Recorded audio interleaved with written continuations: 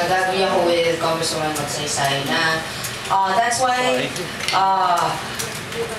at the committee level, when they discuss it at the committee level, I'm not part of the Suffrage and Electoral Reforms Committee, but that was the main objection that they had when the first time that they discussed it, was that hindi man lang nabigyan ng pagkakataon na makonsulta yung mga mismong stakeholders na magiging involved, yung mga tao sa ARM.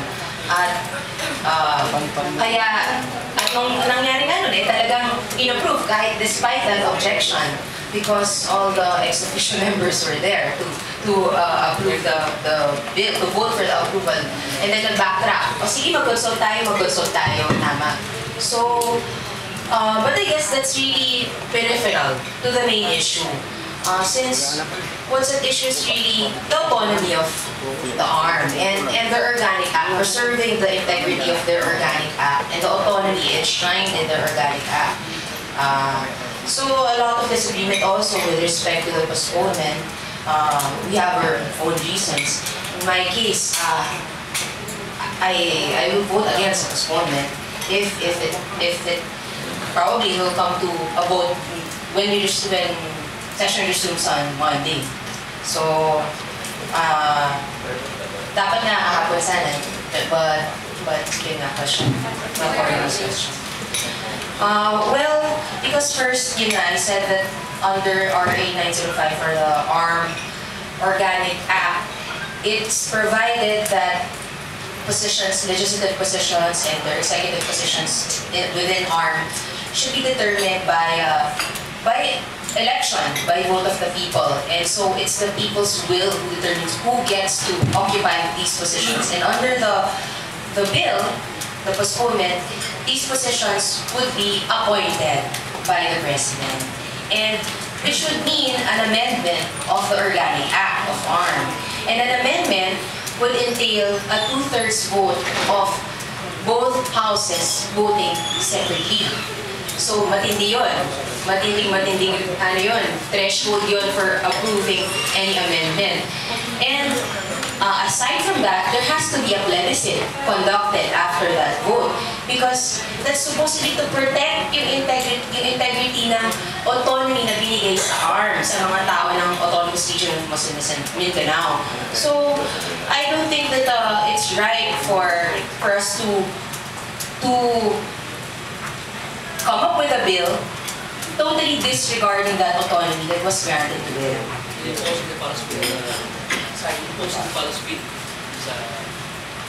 Well, we're not. Well, basically, that's basically it. Because even those who are, it's not for the palace to say. It's really the Congress who will get to decide on it. And even those from the majority, such as myself, disagree on points such as this. So it will be interesting how it will turn out. I don't know really what the numbers are. I think what is important as far as the ARM bill is concerned is that it is going through the legislative process. The debate is ongoing. About 13 interpellators have been lined up and they're going to be allowed to interpolate. And the other one is, these are contentious issues.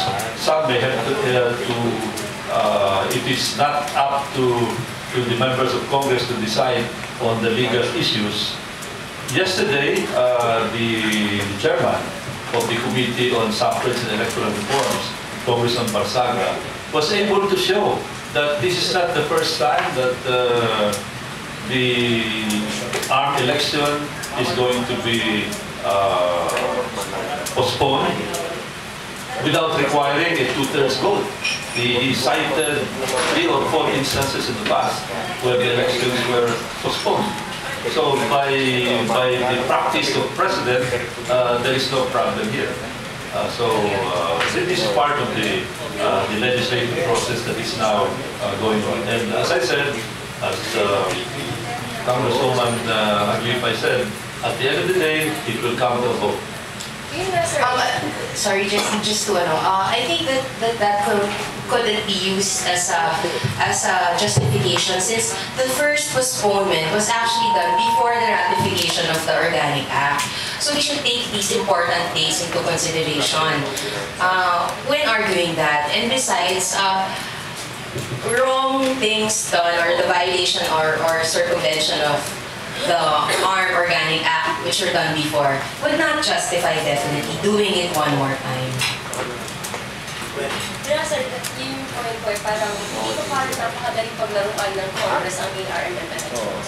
I mean, you've given them autonomy, and then it's very easy for Congress to take over their and just to put election because some officials want it.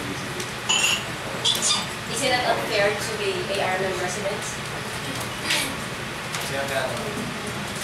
Whereas kasi unfair. Yun nga po, I think, as I've been saying, it's really unfair.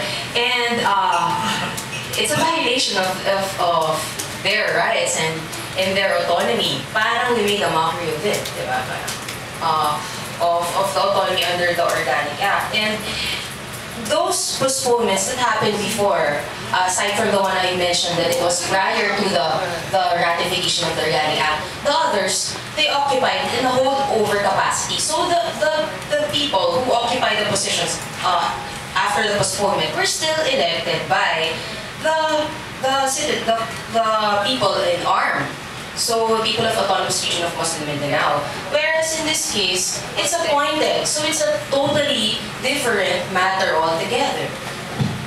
Well, in my case, I believe that it is within the powers of Congress to decide on number one, the postponement, and number two, synchronizing the election, which to me is a very laudable objective because part of the bill is to synchronize it so that it will be held in May 2013, synchronized with the national and local elections of 2013.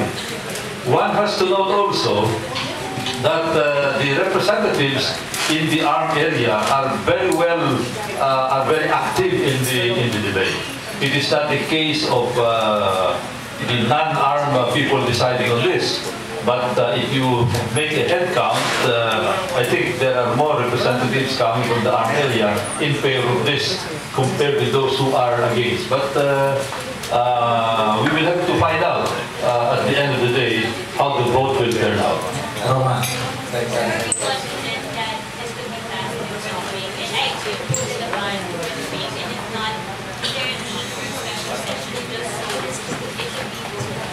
That is the objective, to vote upon this before the end of, before the break. Now, as to whether